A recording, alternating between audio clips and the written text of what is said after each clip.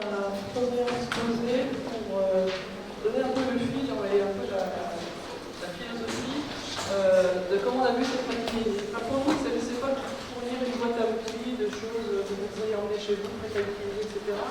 Mais plutôt vous donner des billes, quelques éléments sur ces outils, et surtout de vous donner des billes pour pouvoir réfléchir à comment, pourquoi vous les utilisez, comment vous choisissez les outils que vous allez mobiliser.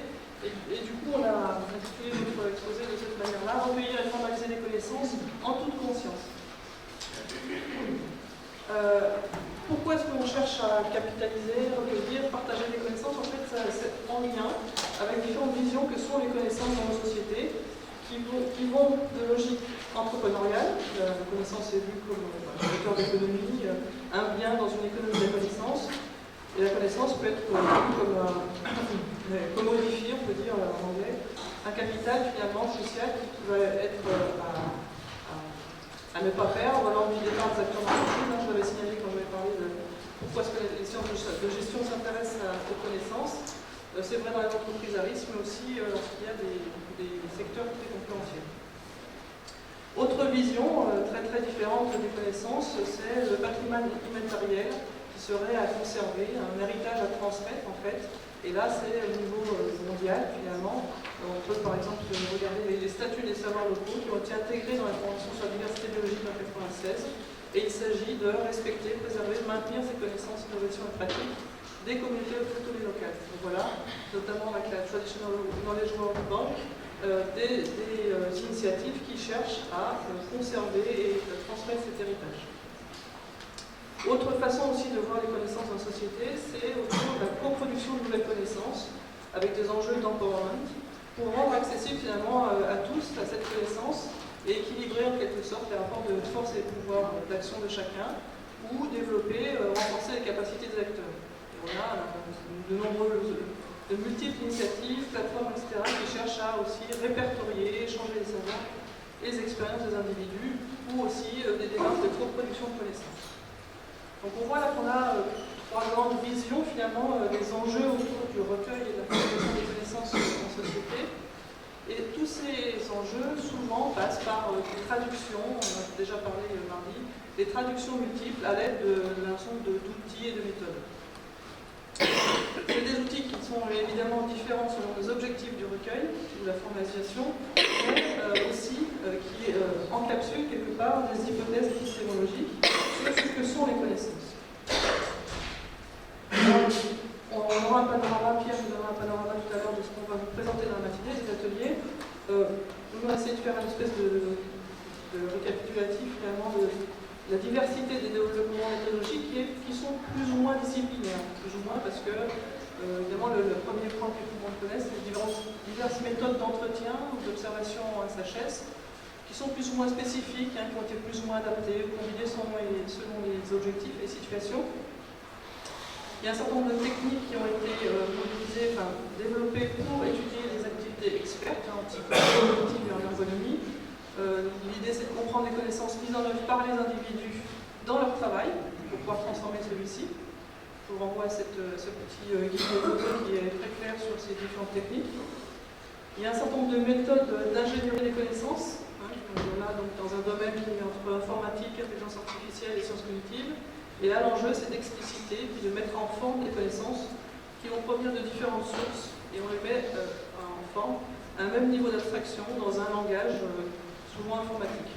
Pareil, là vous avez un ouvrage méthodo qui fait un point sur ces différentes méthodes. Et enfin, il y a un ensemble de méthodes plutôt de recherche-action participative qui vont aussi viser à recueillir, partager, échanger les connaissances dans des collectifs. Alors, quand on donne ce panorama, en fait, on ne dit pas forcément ce à quoi vont servir, ou plutôt finalement, quelles sont les hypothèses que font ces outils et ces méthodes? En particulier, on peut se poser la question, pour pouvoir aller choisir un outil, comment définissent-ils ce qu'est une connaissance, quel type de connaissance ils considèrent? Est-ce qu'ils donnent des contraintes finalement dans ce recueil et cette formalisation? Et puis, quel est l'objectif supposé pour mobiliser l'outil? Que suppose-t-il de la part de l'utilisateur? Alors, de manière grossière, si on veut creuser cette idée des hypothèses épistémologiques qui sont derrière ces outils, on a essayé de rassembler, donc avec Frédéric, parce que vous avez vu dans les tables rondes de mardi, il y a autant de disciplines que de manières de concevoir les connaissances, les catégories de connaissances, les hypothèses qu'il y a derrière. On a essayé de faire une petite synthèse pour donner un peu des pistes. Au-delà de la diversité disciplinaire, on a distingué, je pense assez classique finalement, deux grandes approches de la connaissance que je vais vous détailler. Donc la première, on va vous détailler. La première, on va parler d'épistémologie de la possession, on parle aussi de cognitivisme ou d'approche linguistique. Et puis on vous parlera ensuite d'une autre épistémologie très différente, plus liée à la pratique, à l'approche pragmatique, à la cognition située ou distribuée. Donc, première épistémologie, de nombreux outils se basent, alors peut-être implicite, c'est ça qu'on essaye de soulever en fait comme interrogation de votre part. Sur cette épistémologie, ils vont traiter finalement les connaissances comme une théorie abstraite que les individus possèdent. C'est le connu, c'est quelque chose qui va préexister à l'action, qui est séparable de l'action, et qui ensuite est appliqué, utilisé, mobilisé lors de l'action. On est dans ce qu'on appelle l'approche cognitiviste, où la pensée est un processus de traitement d'information dans la lignée de Simon dont on a parlé déjà mardi. Donc recueillir des connaissances dans ce contexte-là, on parle aussi d'extraction, d'acquisition, de collecte, d'externalisation. Bref, il y a un certain nombre de vocabulaires qui se rejoignent dans cette épistémologie. Et ça va reposer sur ce que j'avais dit mardi lors de la table ronde, sur la nature tacite des savoirs, c'est-à-dire que c'est des connaissances qui sont personnelles, spécifiques au contexte, difficilement exprimables. L'expert qui ne sait pas dire ce qu'il sait. Et puis on va avoir un certain nombre d'approches qu'on va qualifier de linguistiques dans le sens où elles vont s'attacher à décoder, à déchiffrer le langage qui est vu comme un code. Et ce langage est vu comme principal mode d'accès finalement à la cognition. Et à ce moment-là, on a aussi un ensemble de formalisme, de langage informatique souvent, pour formaliser les connaissances ainsi retenues. Donc des méthodes plutôt linguistiques. Et dans cette épistémologie, les connaissances vont se gérer comme une autre ressource, c'est-à-dire qu'on va pouvoir isoler ces connaissances de l'action sans les dénaturer. On a un stock. Et puis ce stock, on va pouvoir codifier dans un artefact. Donc vous avez un ensemble d'outils, de méthodes qui vont être liés au système à base de connaissances, système expert dont on a déjà évoqué. Il y a des choses moins informatisées comme les livres de connaissances, par exemple la méthode MASC, ou les banques de savoir que j'ai déjà évoqué tout à l'heure. Donc on a bien là une gestion visée instrumentale. Il s'agit de concevoir des supports qui représentent et stockent les connaissances acquises auprès des usagers.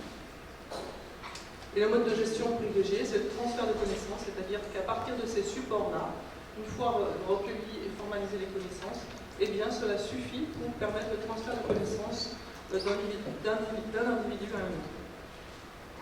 Cette épistémologie-là, je pense qu'elle vous paraît familière, parce qu'en fait, elle est dominante dans la culture occidentale, qui a tendance à privilégier l'explicite, mais aussi l'analyse et la production de formes écrites de connaissances. Et ce qui va avec, à délaisser aussi l'analyse et l'observation de l'activité humaine active. Et on peut se demander d'ailleurs si le fait qu'elle soit dominante en fait, dans cette épistémologie n'est pas renforcé aussi par la transition numérique qui va nous proposer un ensemble de données accessibles, de traces numérisées sur lesquelles on va pouvoir appliquer finalement ce processus de formalisation. On voit il y a tout ce qui est autour de data mining ou l'extraction de connaissances à partir de données, l'extraction au sens automatique du terme. On reparlera peut-être de ces questions-là demain. Je passe la parole à Frédéric, c'est partagé. Alors, en opposition à cette approche de la connaissance, dès les années 70, un mouvement de chercheurs relevant de différentes disciplines se retrouve autour d'une nouvelle approche, des approches situées de la cognition. Donc ces disciplines sont diverses, comme je viens de le dire, hein. Il y a l'anthropologie, la philosophie, la psychologie également. Et toutes ont pour point commun de remettre en cause cette conception d'une structure cognitive permanente qui serait indépendante de toute situation. Les processus mentaux sont donc envisagés dans cette épistémologie comme étant indissociables du contexte de l'action. Là, c'est une thèse qui est proposée, une thèse de la cognition qui est donc liée à l'expérience d'un sujet doté d'un corps qui guide ses actions dans des situations qui sont considérées comme sans cesse différentes, car modifiées par les actions de l'acteur en interaction avec différents éléments. Là, il y a une référence à Sussman qui s'appuie sur une étude de cas, l'exemple notamment du kayakiste, qui, effectivement, lui, est engagé dans son activité et fait face à une situation toujours différente, et qui est différente aussi par les actions qu'il exerce au fil de son action, au fil de la descente de la rivière. Et dans cette activité, il y a donc la mobilisation de dimensions cognitives, mais également de dimensions perceptives, sensibles, ressenties par l'acteur au cours de cette action. Et pour Sussman, s'il y a planification, une part de planification, celle-ci ne représente qu'un élément de l'action, mais ne contrôle pas celle-ci. Le plan constitue donc là une ressource qui permet d'orienter l'action de l'acteur, ou alors à un produit, mais dans ces cas-là, a posteriori. Et dans cette conception également de la connaissance, le contexte est constitutif du savoir, c'est-à-dire que c'est en mobilisant différents éléments de son environnement physique que le kayakiste va pouvoir orienter son kayak, mais le contexte est également un système nécessaire de signalisation, d'activation du savoir, c'est-à-dire que c'est dans un contexte particulier qu'un savoir va être activé, actualisé. Donc l'action, selon cette approche, ne peut être interprétée indépendamment des ressources matérielles, physiques, vous venez de le voir, mais également plus largement sociales de son environnement. Et c'est ainsi que la connaissance est considérée comme une pratique, c'est-à-dire une activité située dans un contexte matériel physique, historique, social et culturel. Alors, cette approche de la connaissance a développé un ensemble de méthodes également qui sont ancrées dans l'activité en situation.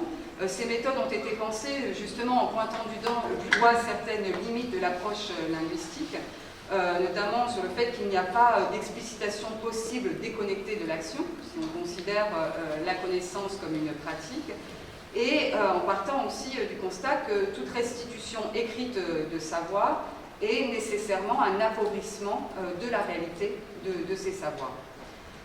Alors, ces approches sont multiples aussi, quelques-unes ici, ça renvoie aux approches développées en ergonomie, les techniques d'autoconfrontation multiples, on en verra au cours de l'atelier, ou l'observation participante active.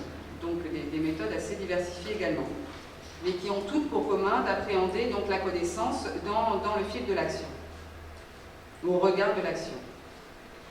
Alors, quelle que soit l'épistémologie adoptée, il est clair que certaines formes de connaissance, ou tout au moins des éléments de la connaissance, si on est dans l'épistémologie de la pratique, restent non explicitables et difficilement partageables. Je disais tout à l'heure qu'il y avait connexion de dimensions cognitives, mais également de dimensions sensibles, voire émotionnelles, etc. Et ces dimensions sont difficilement explicitables et partageables. D'une manière générale, expliciter, c'est transformer. Et alors on parle, Nathalie disait, de recueillir, de récolter les connaissances. Et pour cela, il ne s'agit pas forcément d'avoir le bon outil placé au bon endroit, comme pour récolter par exemple les VA. Et certains auteurs ont plutôt montré que la transformation était telle qu'il était plutôt question de vulcanisation du caoutchouc. Ça renvoyait plutôt à ce processus-là. Alors, effectivement, recueillir des connaissances, c'est les transformer, les traduire, les décontextualiser. Quelques éléments de ces transformations, tout d'abord par des différentes dimensions, une particularisation de la connaissance. Là, je nomme Silito, mais il y a bien d'autres auteurs qui ont montré comment cette formalisation passe par une première démarche qui est celle de distinguer, de définir les savoirs utiles versus les savoirs inutiles pour répondre à la question qui nous intéresse, à l'objectif de cette formalisation, donc la question pouvant être scientifique ou de l'ordre d'action de développement. et une particularisation qui renvoie aussi à des savoirs désincarnés, dans le sens où, comme je le disais juste là, on s'intéresse à des savoirs utiles, c'est très souvent des savoirs techniques aussi, en ne considérant pas que ces savoirs techniques sont eux-mêmes structurés par un ensemble de savoirs qui sont des savoirs historiques, sociaux, culturels.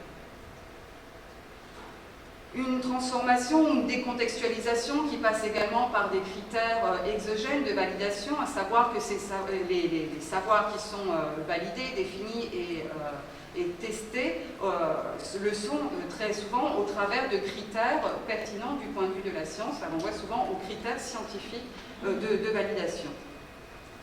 Et donc, d'une manière plus générale, il y a des contextualisations, notamment par la non prise en compte des cadres cognitifs, c'est-à-dire des théories, des concepts, des logiques sous-jacentes également aux savoirs, aux connaissances qui sont formalisées. Alors, c'est Agraval qui parle notamment de scientisation des connaissances pour décrire ces processus de particularisation, validation et généralisation. Par généralisation, il entend les processus d'archivage et puis de diffusion à grande échelle pour que ces savoirs puissent être utilisés dans d'autres contextes. Alors, comme ce qu'il y a à souligner ici, c'est que, je disais, l'approche, l'épistémologie de la pratique, en tout cas les auteurs qui se sont inscrits dans cette approche de la connaissance, ont développé un ensemble de méthodologies pointant du doigt les limites de l'approche cognitiviste et des outils utilisés. Donc il y a là, dans les méthodologies qui ont été présentées et proposées par ces différents auteurs, ces méthodologies, je veux dire, encapsulent à la fois la définition de ce qu'est la connaissance pour le concepteur, l'utilisateur de la méthode, et l'objectif également poursuivi dans ce recueil formalisation via l'outil en question. Mais cette définition mutuelle peut être considérée comme relative, dans le sens où il peut y avoir aussi des détournements, entre guillemets, possibles vis-à-vis de la théorie fondatrice de l'outil. Concrètement, un même outil peut être utilisé selon différentes définitions accordées à la connaissance. Et selon la définition qui sera donnée à la connaissance, il peut y avoir la redéfinition de l'outil et ce à quoi l'outil permet d'accéder. Un exemple concret, l'exemple d'un plateau de jeu, quel qu'il soit. Si on s'inscrit dans l'approche linguistique du savoir, donc cognitiviste, le plateau en fait se réduit à un médium permettant l'explicitation, la formalisation de savoirs détenus par les joueurs. Et les différents artefacts constitutifs du jeu de rôle ne sont là que comme des stimuli mémoriels référentiels. Et l'enjeu alors est d'offrir un cadre d'explicitation, verbale et non verbale également, du savoir. Et à partir de cette explicitation, il y aura ensuite un décodage des savoirs au travers de la structure des énoncés des joueurs. On est dans l'approche linguistique, dite linguistique également.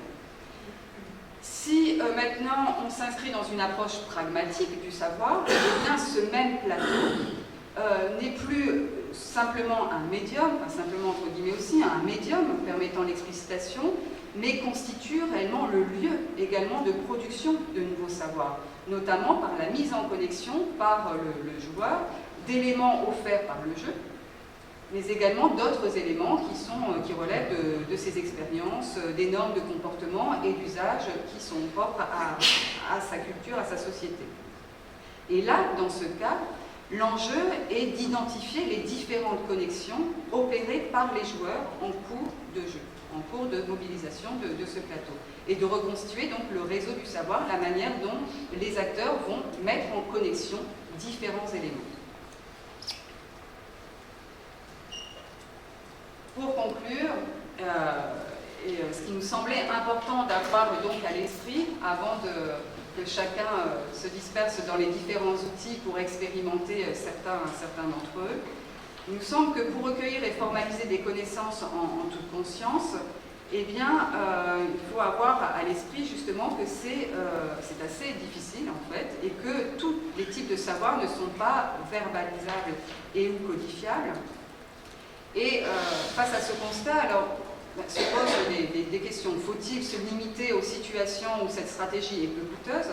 c'est-à-dire eh bien, ne formaliser, ne capitaliser au final que les savoirs qui sont disponibles et verbalisables, les savoirs écrits notamment.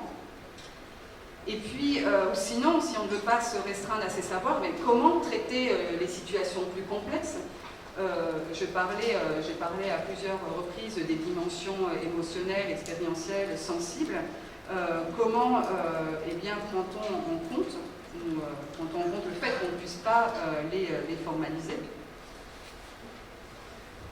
Mais aussi formaliser les connaissances, c'est les stabiliser dans un artefact. Bien souvent, on va dans une forme écrite. On peut donc se poser la question, on stabilise cet état de connaissance, comment faire finalement dans une situation de changement, d'innovation, où les savoirs, les connaissances ne sont pas stabilisés, où au contraire l'enjeu est de produire de nouvelles connaissances. Et puis, lorsqu'on stabilise des connaissances, quelle forme d'apprentissage on peut faciliter? Que faut-il stabiliser pour faciliter les apprentissages?